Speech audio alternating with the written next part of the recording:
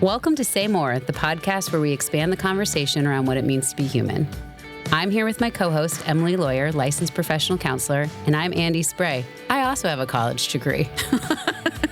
We're answering your real questions, and while we're at it, creating a community where we can grow together and learn how to connect more to self in order to connect more to others and more to God. Hi. Hello. We want to get right started today. Okay, We're getting right no time into to it. waste. No time to waste. We're getting down to business because I get to take you to school today. I am equally excited and intrigued. Okay, you can be intrigued, but I think you should be excited. Usually you teach me on this podcast, and I love that. But today I get to teach you, and I'm really thrilled about that. Lucky for you, I equally love to teach and learn. See, that's what I'm saying. I love to learn, and when you teach me, but We're I a good also combo. love to teach because I love when I learn something to share it with other people. That lights me up. Pouring your cup into somebody else's. I love that. And here's something you already know about me, so this is not the part I'm teaching you. But when I can't sleep, I love an internet deep dive. Yes, you do. Okay? And you can't sleep, no social media. I'm not online shopping. None of those things are going to help me. So I'll take that opportunity to learn something. Okay. And then I wake up the next morning and get to share it with my husband. That time was so well spent. And sometimes I Share it love the with him. subject enough that then I'll remember and I'll share it with other people. But he gets most of it. And usually this is great and really fun. It's only backfired once. Okay. Oh, it's backfired? It has backfired. Okay. Well, because I'm intentionally trying to avoid any upsetting or dark topics. Okay. But, one time something really got me and I was down a rabbit hole and I am not better for learning about it. I think I know what it is. And I'm not going to talk about it. It included pictures. I know. I do know what it is. So, But I still shared it because I was like, if I have to know about this, now you have to know about it. I think I told you and Matt. You did. We'll leave that to everyone's imagination. But it's really fun because I think neuropsychologists would call this a special interest. But when you get really absorbed in something or perhaps a hyper focus, you get the benefit of being the area's foremost expert in a subject, which I believe I was at one time on the Salem witch trials. I'm no longer interested in that.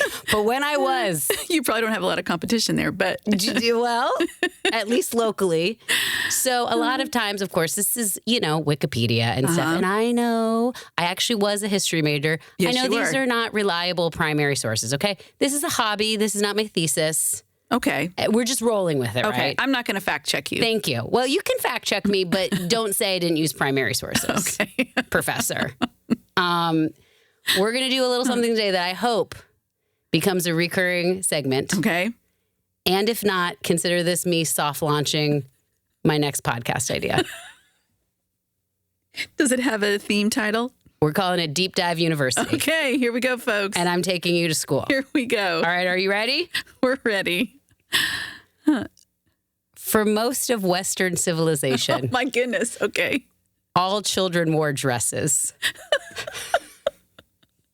Wait.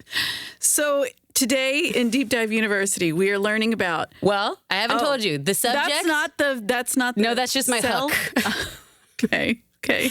The subject of today's Deep Dive University is the concept of breaching. Okay. Okay. Let's just start with well, you tell me. Where do you want to start? Well, let's start with the kings and queens of England. Okay, for everyone listening at home, I do need to narrate out loud that when Andy just named that, she turned her laptop around to show me a slideshow she has also put together as That's right. part of today's Deep Dive University. And I recognize that this is not a visual medium, Okay. but I couldn't discuss it with you Okay, without a slideshow. without a slideshow. or a slide deck. There are photos that I need you to see. Okay. But we're going to start with the kings and queens of England. Oh, boy. Okay. This is a special interest. Okay. And another thing when I'm trying to sleep is I will go through the kings and queens of England in order. And I'm trying to gradually expand my amount. And so it's instead of counting sheep, I'm like King George III, King George IV, William IV, Queen Victoria. Yeah, you're exceptional at that. So it's just like a little thing. Okay. So one time, this was a couple months ago, I was reading about Queen Charlotte. Okay. She is the wife of King George III. King George III is the King of England when we are having the American Revolution. Okay. As Ron Swanson would say, history starts July 1776. Okay. He's the king and she's the queen. He's the one in Hamilton that sings You'll Be Back. Exactly. Okay, well done. Queen Charlotte, I was looking at a portrait of her and she is with her children. Okay. And she is holding one of the princes. Okay. And I don't remember who it was, but it said, Prince so-and-so unbreached. And I was like, what does that mean? And this is what's so fun about Wikipedia. You're like, clicky click. I thought it was something medical. I would have too. Because breech birth. Yeah, that's exactly where my brain went. No, it's not. Okay. All children in Western civilization wore dresses. Okay. So stick with me. Because, first of all, fabric was really expensive. Oh, okay. More fabric to make pants than dresses. Right. Okay. Fabric was expensive. The practicality of, they call them gowns, but a practicality of having the fabric there that you could lift up for bathroom, diaper, that kind of things.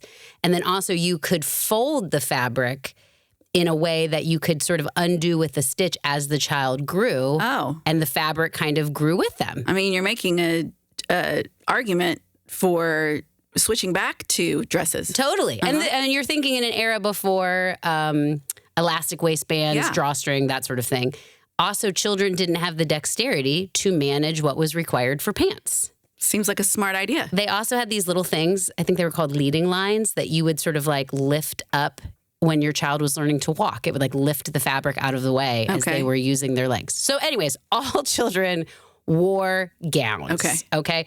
And because pants were, eventually boys would wear pants, but because it required a certain level of dexterity to manage the fasteners and pull it up, you didn't wear pants until, it depended on the era and the community and that kind of stuff, but between ages like 7 and 12, let's say. And you would have a ceremony called breeching. Oh, like you put on your breeches? Yeah, I don't think people necessarily watched you Is that my hillbilly do coming it. out? Yes, but that's where your breeches. Oh my goodness. So there wasn't a ceremony where people watched Well, you. there was a ceremony, but I don't think people watched you put your pants on. It was like kind of like a becoming a young man. Okay. Like a bar mitzvah. Yeah, kind of. For pants. And so if you were unbreeched, you were a young enough boy that you were in these gowns. Who knew? Here's your fun fact, or one of many, I hope, is that the modern day christening gown, this is like the descendant of all kids wearing those types of gowns. Ah, okay. The only thing we really have left is the christening gown. Okay. So boys would have a breeching age or a breeching ceremony. Okay. To hooray, look at you, such a big boy, you're in your breeches. Okay. But the thing about this, you're like, that's interesting. Okay, I'm learning something. But the thing about this that just delights me just so much, if you were a wealthy family, for example, royalty, you were having portraits made. Right. Well, if all the children are in gowns, how do you know who the future king is going to be? Okay. How can you tell which of these children is a boy and which of these children is a girl? Okay. Okay? Because you might be the next king of Spain, but you're wearing the same gown as your sister. Okay. So for posterity's sake, when we were painting these portraits, how can I tell? Not even necessarily who's in the line to be king, because it wasn't only royal families, but like it's important to me as a wealthy family to display which one is the boy. Okay. And this is what delights me so greatly. Is there were some context clues, sometimes the color, sometimes the cut of the gown. But essentially, you're looking at a child in a gown. You don't know what's what. So here's my first slide I'm going to show you. Okay. Can you describe to the people what you're seeing? Okay. I will do my best. All right. I am seeing a woman who, she has 3 arms. What is that? 3 arms? That's like a bustle. Okay. I see a woman who looks like royalty. Okay. When you say woman, can you define the age? This is like a... Looks like a 10-year-old. This is like a 9-month-old. Okay. Wearing, what would you say, like a silk A very poofy silk gown, color? like a light pink, like a rose. Okay, this is King That's a king. King Louis the 15th. What? And that's a 9-month-old? Oh, well, I don't know if he's 9 months, but that's a baby. I don't think it's a 10-year-old. That's clearly a baby. Okay. So It looks like a 10-year-old. you can't tell, right? No, There might no. be some context clues that somebody of the era could tell, but Okay. I would think, look at For that all beautiful I know, little that girl. could have been Queen Charlotte. That's right. So what they started to do was to be able to tell is they would sometimes paint in super duper masculine imagery. Okay. And they would paint the babies. So you're helping me explain a lot from my arts and ideas humanities course Yes. in college. This is also art history. Yes, it in is art addition history. to breaching, Okay. deep diving. Okay. So, well, okay, wait. It's so disturbing. Okay, well, describe what you're seeing. There are two children in this picture. Now, again, one looks like a 45-year-old man. Yes. The other looks like a 40-year-old woman. The man is wearing a lovely turquoise ensemble that is a beautifully tailored dress. And holding a squirrel on a leash. So here's one context clue is that if they have an animal with them, they're often the boy. I think this young man, a handsome fellow, looks like Wallace Shawn. I don't know. Yes, Inconceivable. The lead singer from Boyz II Men. No, Princess Bride. Oh, the Never Start a Land War in Asia. Exactly. That's Yeah, he roughly does the face we're looking at. And this is probably like, I don't know, an 8-year-old boy. Why is he holding a squirrel? Because he's a boy. We need to know he's a boy. So they That's a sign that he's a boy, is that he's holding a squirrel. to paint in certain Wow. imagery so you know it's a boy. So much imagery used back at this time. Yes, right. Instead of, I don't know, because they're wearing identical gowns in different colors. Yes. Right. Okay. So they start painting boys with weapons. Yes. So now you're looking at a baby. This is for sure a baby. That's a baby Like under a year old in a bonnet, holding an Indiana Jones whip. holding a whip. That's how you know it's a boy baby. Because now, instead of holding a squirrel, the boy baby is holding a weapon. He's holding a weapon. Okay, there's more. Whoopah. This handsome fellow, That's not a handsome fellow. That is a prom dress from the 1980s with the poofy sleeves and the pantaloons. and the pant. So he hasn't breached, but he is wearing pantaloons, and he's holding two whips. Okay. This gentleman, you might not be able to tell. This, Oh I my think, goodness. is maybe a future king of Spain. Okay. He's holding a gun We've really escalated. and a dog. And you a can dog. always tell that a dog means it's a boy. And this Really? Yeah, you can't zoom in from where you're sitting, but this dog is definitely a boy. This is a very biblically accurate boy dog. And the painter wanted you to know. No mistake. No, we're not. This ain't one of them girl dogs. This here's a boy dog. And this is not a baby, this is a young child, but holding a gun and my a dog. goodness. Let's see, what's this one? Okay, now A this drum. This little guy is wearing a short dress. The color red also signifies Okay, I boys. just want to make for everyone listening who is unable to see the visuals, I just want everyone to know in every single one of these pictures, portraits, there is no differentiating criteria in the dress or the clothing or the face that would let you know this is a boy. In the physicality, It's everybody looks the everybody's same. the same. Yes. But he has a drum, so that's how you know. How would people know this? Girls can't drum. Don't you know? Haven't we learned anything from Sheila E? Girls are forbidden to drum. Drum. Girls also can't carry squirrels. I Okay, guess. this little fellow, I believe, does he have a dagger? Oh my goodness! But that's also a little dog. Oh, I see a dog. Dog Another means dog. boy. This dog is less anatomical than the first dog, but he's holding a dagger. That's how you know. Doesn't everybody? Oh, a musket. This little friend. No, that's a sword. This little in a friend sheath. has a sword, and even though he looks like he's on Blossom, that hat. A jaunty hat. He has a jaunty hat, but hats also Goodness. signify Oh wow. boys. Okay. Even though that hat looks like You wore it in middle school. Yeah, I did. I had a Debbie Gibson hat like that. You had a Debbie Gibson hat, but in whatever century this is. This young royal, clearly an Electric Youth fan. Right.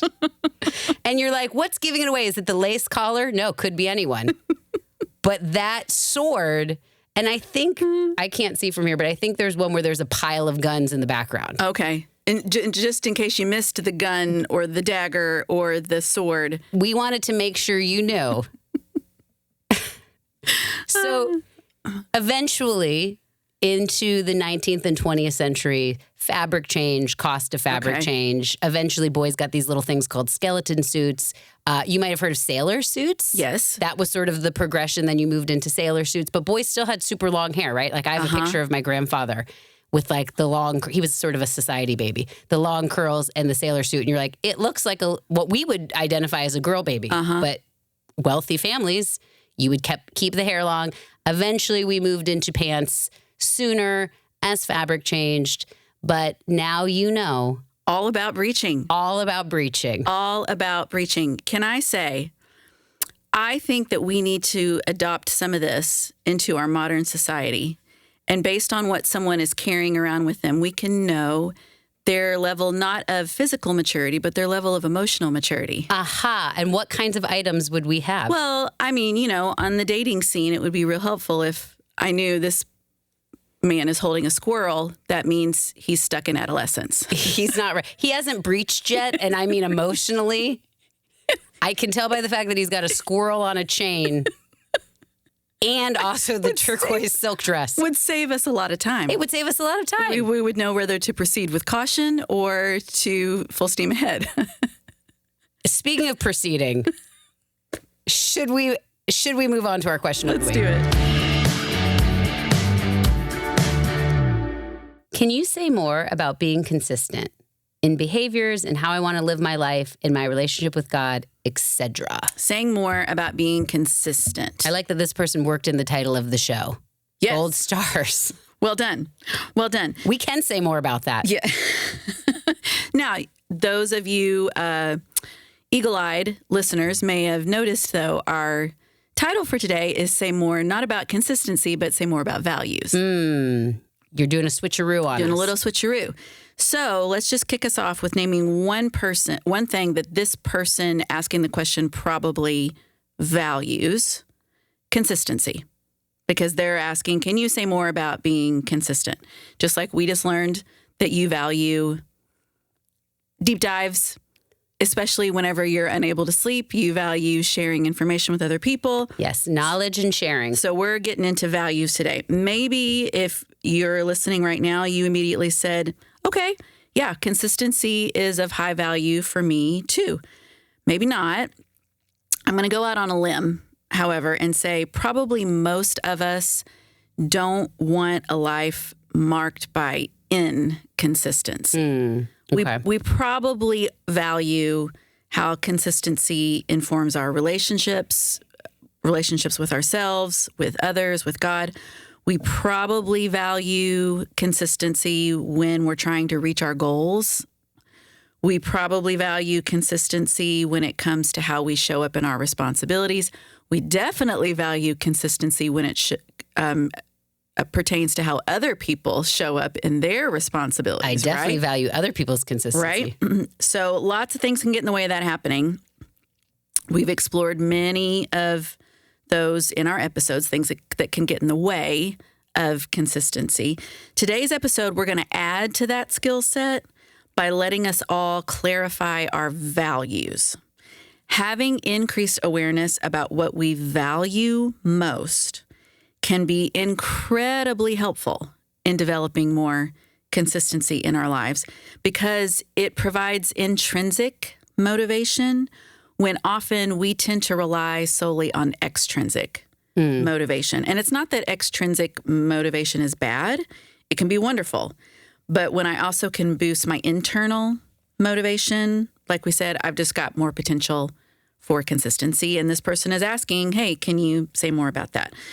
Now, the way we're going to approach our learning today with values is a little less informative. And instead, we're going to lean more into the self-reflective. Okay.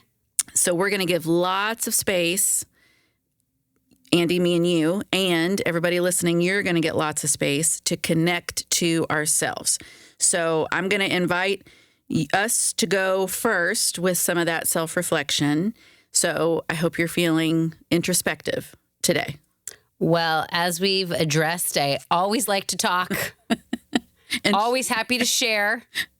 And so, yes, introspective and sharing. Let's get into it.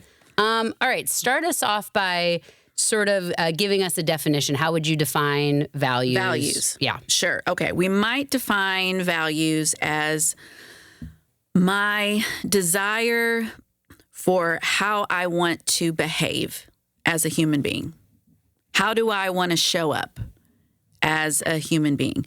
We're asking, what do I care about when it comes to interacting? Mm-hmm. What do I care about when it comes to interacting with my friends, with my family, with my community, even interacting with myself? Even though my values are part of the equation when it comes to reaching my goals, my values are not about what I want to achieve. That's, we might find ourselves saying, well, I value reaching this certain point in my career. That's not what we're talking about today when we say values. We're talking about what are things that I care about within myself that would inform how I reach those goals. They're about how I want to act or how I want to exist on an ongoing basis, how I want to treat myself, how I want to treat others and the world around me. So it's not I value making partner in my law firm. Right. It's at least for our context today. For the context today. Okay. Of how we're defining values today. It's more about the regular ongoing things that are important to me, how I act, how I want to exist, exactly, navigate the world. Okay. Well, what's the difference between values and morals? And morals. Because I think that could get a little confused. Right. Because even as we're kind of naming our definition of values, there's definitely overlap there. And we could really go down another deep dive university. We could go down a philosophical rabbit hole when it comes to the difference between morals and values, but we're just gonna do a nutshell explanation today. Morals speak to a sense of right or wrong. Okay. Values are things that inform how I want to show up in my relationships in different contexts, how I want to show up in different seasons of my life. Morals will probably stay consistent no matter the context or no matter the season. Values can vary based on whether I'm at work, whether I'm with my family, whether I'm with my friends. Morals are probably going to get solidified, pretty early on, and they're going to probably stay pretty consistent.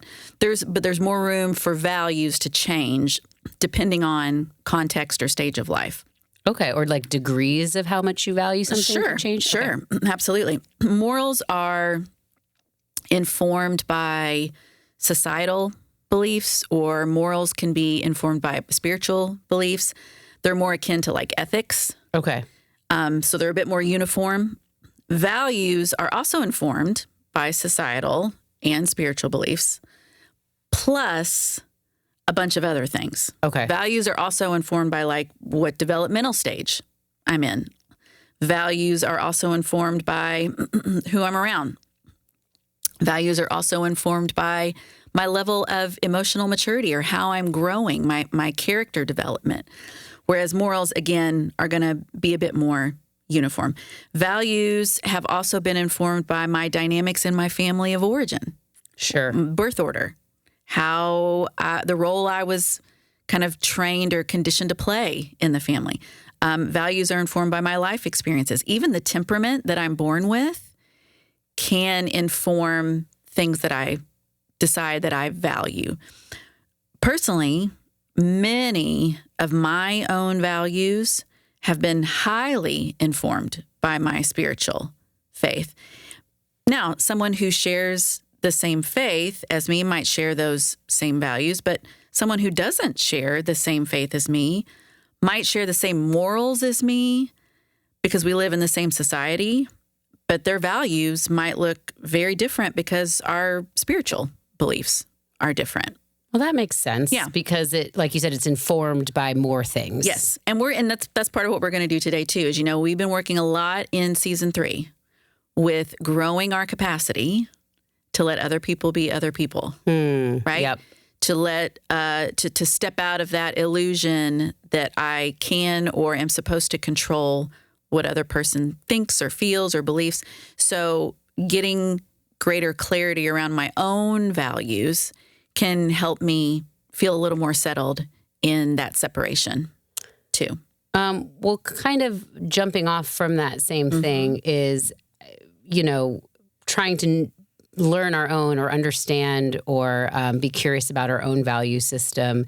How does that help with the consistency, like the person asking the question is saying? Yeah. So, well, like I mentioned, I think that when I can practice that acceptance and compassion with other people, it can help me make decisions about where I want to invest my time.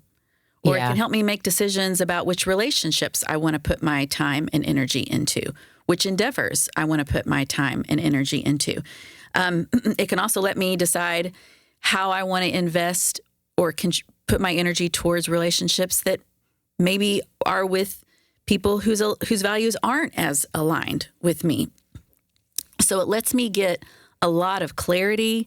It lets me get a lot of a sense of empowerment, controlling what I can control. And the more that I can clarify what my values are, the more I'm going to be able to do that. We sometimes face tension, internal tension, or even tension in our relationships. And sometimes we're not quite sure, okay, what's this tension? What's perpetuating this tension? What's going on? Sometimes it's because things are out of alignment with my values. Maybe my behaviors are out of alignment with what I value, and or my morals. Sometimes the tension is because what I value isn't the same as what someone else values, and I'm trying to shoehorn the thing to fit. I'm trying to, fit a square peg into a round hole. So we talk about that a lot. And again, clarifying our values is going to help. We also talk about values in a lot of our episodes because we talk about stewarding our emotions in accordance to our values, right? So, and maybe, people in the same more community, you've heard us say that and have always thought, okay, Emily, you keep saying stewarding my emotions according to my values, but what do you mean by that? I'm not even sure I know what my values are. Meaning when I'm feeling an emotion, I want to know how to use the data from that emotion to get my needs met in a way that's congruent with who I want to be, that's congruent with how I want to exist. For example, when I feel sadness, and sadness gives me the data that I need comfort in that moment. I need comfort in my pain, which is definitely one piece of data that sadness gives us. I could choose to find comfort in something that's aligned with my values. Sure. Or not. Or I could choose to find comfort in something that's not aligned with my values. Yeah. And then I'm going to create that really strong internal tension or even tension in my relationships, right? And even in that moment, being able to say out loud to myself, this doesn't fit me. This choice that I'm making that's out of alignment with my values, this doesn't fit me. Even that can be really helpful to create some space, to create a pause in a difficult moment and allow me to choose something else instead. We could probably do a whole episode about this, what I'm about to say. But I was just walking through something with a friend as she's trying to make a big decision about a job. And it's occurring to me as we're talking, it's like getting those values aligned. You could make a lot of equally good decisions, right? Like morally speaking, you could make 5 decisions that would be equally good. Correct. But knowing what you value might sort of give you the freedom to choose something that would be a better fit. And what I value at this season in my life. Yeah. Or what I value in this particular context in my life. The season is really good because you're right. It does change as our seasons It's allowed change. to. It's allowed to. So how can I learn what I value? How can I learn? Okay, now Because this sounds very abstract so far. Yes, we're getting to the fun stuff now. Hooray. There are a lot of different lists that you can find online that list out the most common values that people name. Values like collaboration.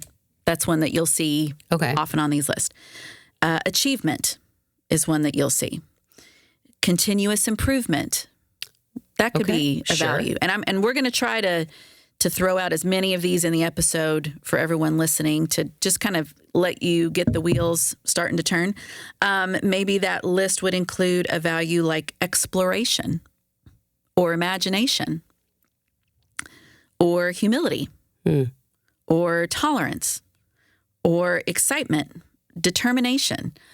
Lots of different values to choose from. We're going to share one of my favorite lists that I use in my work in the show notes if anyone is interested.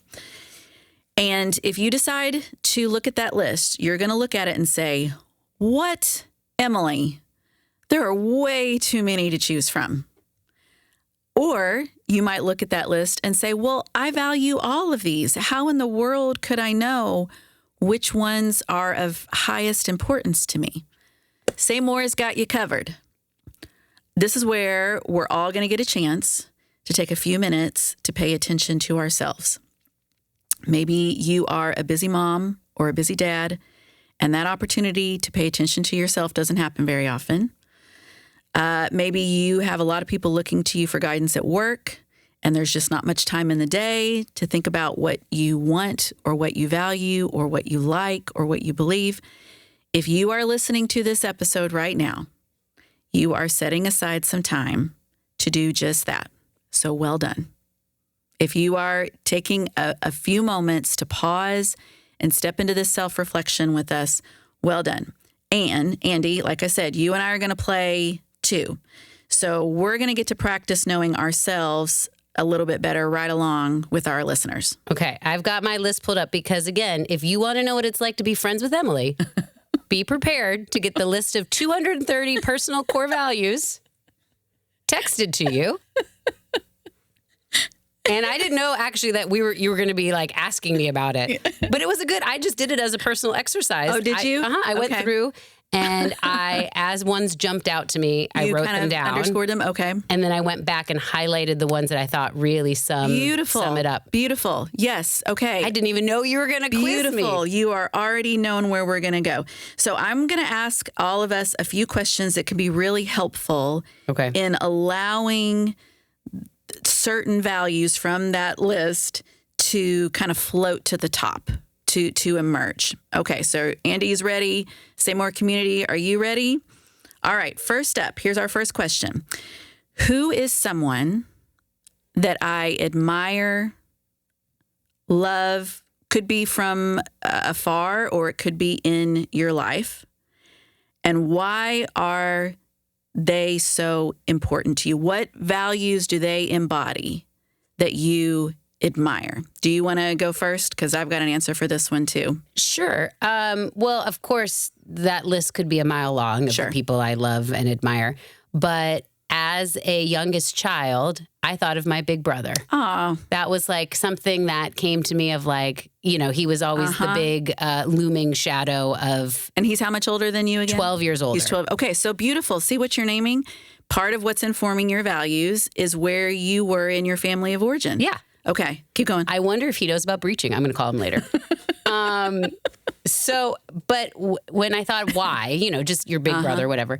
And I thought, you know what? He's really smart and he's really funny, but it's because he's really curious. Oh. And that was on your list. Yes, and it was. I had highlighted curiosity. And I thought, yes, I actually really love people who are curious, people who are curious about themselves, people who are curious about the world, people who are curious about history or culture. And he really likes to travel and he really likes to read. And this has made him this amazing, interesting guy. And I thought it's because he's curious. He's curious. He's curious about the world. And I think that's true of a lot of people in my family and sort of, again, like you're saying, it was embedded in me pretty early on. And I thought, yeah, I'm a curious person and I really connect with people who are also curious. And what a gift your curiosity is to all of us, because we got to learn all about why there's paintings of people holding squirrels and learn so much. Yes, that's true. I didn't even, What a gift that is to the world. That's the curiosity piece. Yeah. Okay. Well, so you chose heartwarming and beautiful. I went television. Also valid, equally valid. And this will come as no surprise to you. Someone very high on the list of people that I admire, my beloved Coach Taylor. Oh, I thought you were going to say Conan. Okay, or Coach Taylor. I do admire Conan. But Coach Taylor from the show Friday Night Lights, I have been known to even go so far as to say he's the measure of a man. Measure of a man. She says it all the time. I offer pretty high superlatives for him. And here's why. Because that character, and maybe also the actor who plays him, I don't know, but I'd like to believe it's the same. Coach Taylor embodied courage. Mm-hmm. Courage is something that is of high value. That's high on your list, would be courage. Coach Taylor embodied integrity. Integrity, He for sure. lived out what he said he believed, especially in the moments when he was given an opportunity to choose something else. He lived out what he believed in as a coach, as a husband, as a father, as a friend, as a mentor to shaping and molding young men. Young fictional men, but young men nonetheless. If you've not watched Friday Night Lights, add it to your list. Yeah, he embodied courage, integrity, fortitude. That's one on that list of values that I really love, because fortitude says you have mental and emotional maturity that comes from resilience. Yeah. So for me, those are all things that are of high value. Courage, integrity, fortitude, and Coach Taylor embodies all of them. And what I love about this exercise is, again, everything on there's 230 things on this list. They are all objectively good things. Yeah. There is nothing like, I don't, it's all objectively good things. I did not highlight fortitude. I did not highlight courage. Right. And it's not that you would say I think those are you great don't things, value but they those didn't things. jump out to me the way some other things maybe the ones that are going to float to the top for you. Okay, everyone listening, if you had a few minutes as we've been talking to think about who is someone that you admire and why. What is it about that person? What values do they embody? Do they live out? Have you observed? Have you seen that tells you, yeah, that's something that I really admire? Okay, next question. What evokes anger when I see others not doing it? Now, we have talked again about how anger gives us the message that something that I value is being trampled on. Yep. Yes? I'll go ahead and go into this one. I have named before, I also really value responsibility. Yes, that's true. Another birth order thing, I was oldest just daughter. getting ready to say, not surprising. I'm a firstborn. Yep. So that was being responsible was rewarded for me as a firstborn. Owning responsibility was sort of how I saw that I fit in my family. I got a sense of belonging from it. So I also highly value justice. I've named that before. I get so angry when I see people shirking responsibility or asking me or someone else to be responsible for something that's not even ours to own, right? My anger goes from 0 to 90. You're getting fired up just talking about it.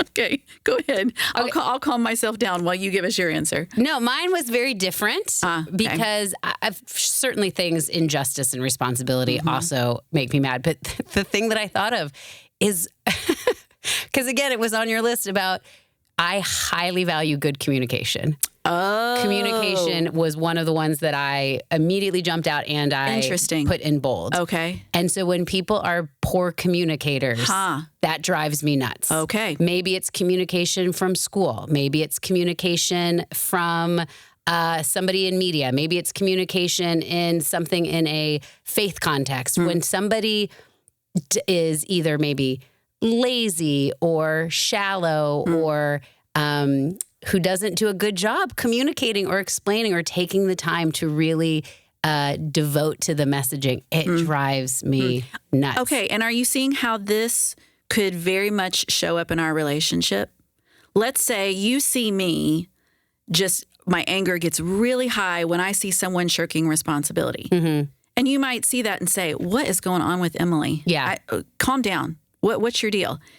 If we know about each other, well, Emily she really values responsibility. It makes sense that she's getting angry. Or if I see you get an email that's with poor communication and you go from 0 to 60, I could react and say, oh my goodness, what's wrong with you?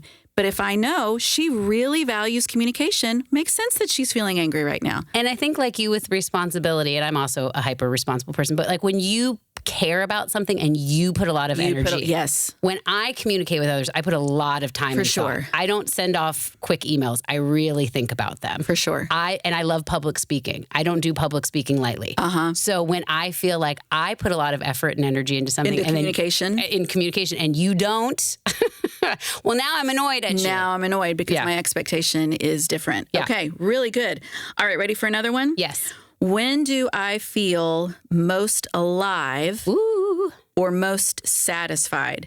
This might even be a moment where you realize this is part of the reason why I'm here on this earth. Like I think of the Chariots of Fire quote, when the main character says, when I run, I feel God's glory. Something where when I'm doing this, something is clicking for me that I come alive. I feel energized by it. Maybe it's hard work still, and so there can be fatigue, but there is something in me that feels such a sense of satisfaction and knowing I think this is part of what I'm uniquely designed to do. I don't know if I love my answer. Okay. Because now that you've brought up Chariots of Fire, I'm not sure it feels... That you feel God's glory? Well, I do, but I'm not sure it's, I don't know. I maybe need to think about it in terms of that significance that you're naming. But for me, the main thing I thought of was what makes me feel the most alive is when I am connecting with other people. Oh, well... So I was, a lot of the values were like community, connection, friendship, but it's deeper than that. It's not just I had fun with a friend. It is connecting with people is what lights me up. Connecting with others is what gets me through, and I do feel like that is something I'm good at facilitating also. Oh my goodness, yes. So maybe that plays into what I'm uniquely designed to contribute possibly. You've named to me that one of your spiritual gifts is making a good first impression. Have I said that before?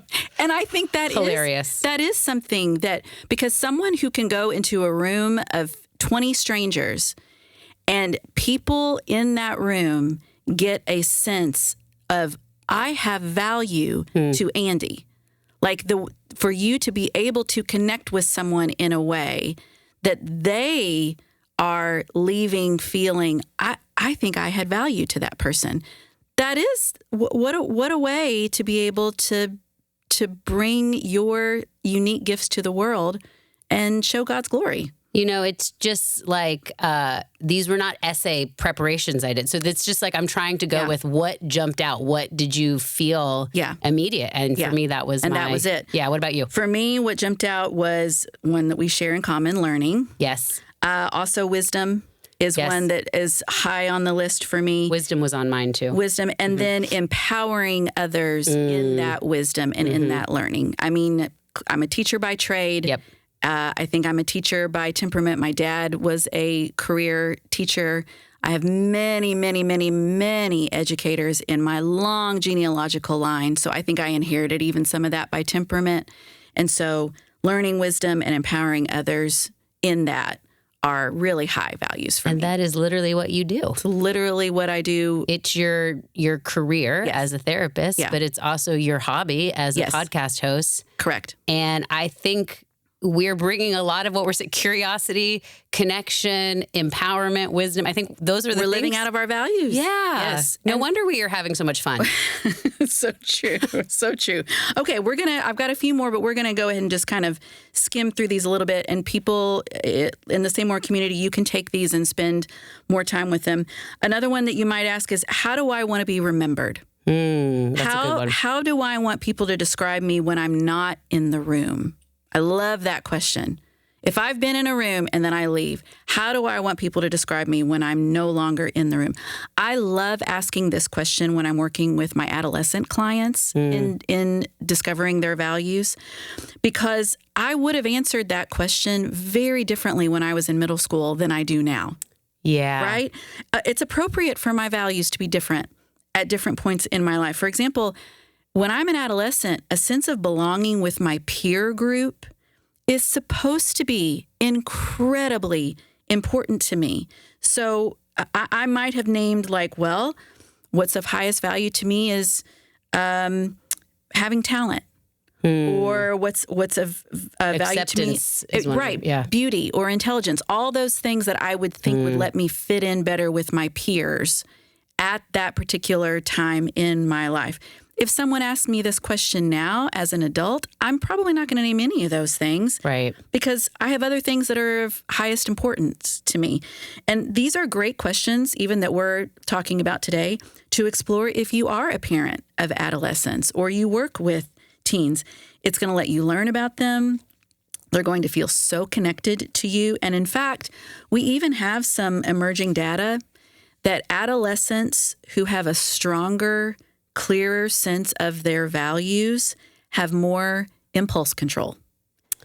Interesting. That when they are able to know and have practiced, these are things that I value in those moments, they've got a little bit more margin, a little bit more bandwidth to make a different decision. And I'm guessing, because I don't know but as a parent of teens, I'm guessing that is higher when they're naming their own values. When they are naming their own. And not you telling them what their values are. Yes. Yeah, you might, like we said, you got a lot of values to choose from. Sure. And as a parent, you might be surprised when you hear what your adolescent names. Like, I'm seeing hard work on this list. If I'm like, we value hard work, and my teen is like, actually, I value community. Let's see, enthusiasm. I always tease my husband because I'm like, you have no sense of whimsy. He's an unwhimsical man. Well, clearly I value some level of whimsy. Yeah. I'll tell you actually one yes that I do hear a lot from teams is I value adventure. And you're supposed to. Yeah. At that developmental stage, you're supposed to want to try new things. You also have a little bit of a dopamine deficiency, so you're going to value things that have excitement, right? That's going to change probably, but depending on what development looks like. But yeah, to be able to, again, as we're all learning about ourselves, also let other people in your life learn about themselves and let them name it. And when you learn that about them, it does make you understand the person more. It does. Like, why would you be so quick to get upset about this or gravitate toward that? And it's like, oh, well, if you highly value order, and that's not a high value for me, it might make sense that you get really annoyed at the way I manage certain things in the house. Yes. And then I can have more compassion and empathy, and that's going to affect the relationship. Okay, a few more. When was the time I felt most proud? Tell me about a time when you failed and how did you manage that? How have I made difficult decisions in the past? Kind of to what you spoke to. There's the decision-making piece. What do you usually rely on to make a decision? What's something that when you sit down, you make time for it, even if you don't have time for it? All of those questions are going to let particular values float to the top. Okay, so you're going to answer all the questions and you've got your list of values that you've chosen. Let's say that even with those questions, you still have too many because we want to narrow it down to like your top 5. It can be helpful to take a look at the ones that you've chosen and name, okay, which of these values are very important, which of these values are quite important, and which are not as important. And that's going to help you clarify even further. And all of that, along with all the other skills that everyone is building this season, is going to be helpful in practicing consistency. Because if I know why I want to do it, it changes how I do it. And again, we don't drift into that kind of life. Right. It takes time. It takes intention. It takes carving out an hour every couple of weeks to listen to a podcast episode and practice self-reflection and learn about ourselves and learn about other things. And then we can live out those intentional lives according to our values. And, maybe it takes a friend to sit down with and have a values discussion. Wait, that sounds like a fun activity. See, I value connection too. I was thinking this morning as we were preparing for this, and one of the questions you had mentioned was like, what was the time I felt proud? And I thought of this really ridiculous thing where I won a trivia contest. And I was like, do I value attention? Is that what I value? And I was like, I don't want to be what the kids would call a pick-me. So I was getting self-conscious. Alone in my own thoughts, just thinking about the podcast. And then I thought, Emily's my best friend. She already picked me. So I have safety in that. I love that. So we can be vulnerable about our values and what we love and what makes us light up and share those with each other. Because guess what? We've already been picked. And if you're here, we pick you. You're part of our community. One of my values that I wrote down was growth. And I think that's something that if you're here, that must be one of yours as well. For sure. That we do not want to just stay the same forever. We want to continue to grow. We want to grow together. We want to grow in community. We want to grow in our mental and emotional maturity. We want to grow in our relationships. We want to grow spiritually, all those things. So we are so glad you're here, growing with us, figuring out your values, and finding a bestie to do it with. Don't forget, you can ask questions, check out the show notes, check out social media, YouTube, all the things. We want to hear from you, and we will see you next time.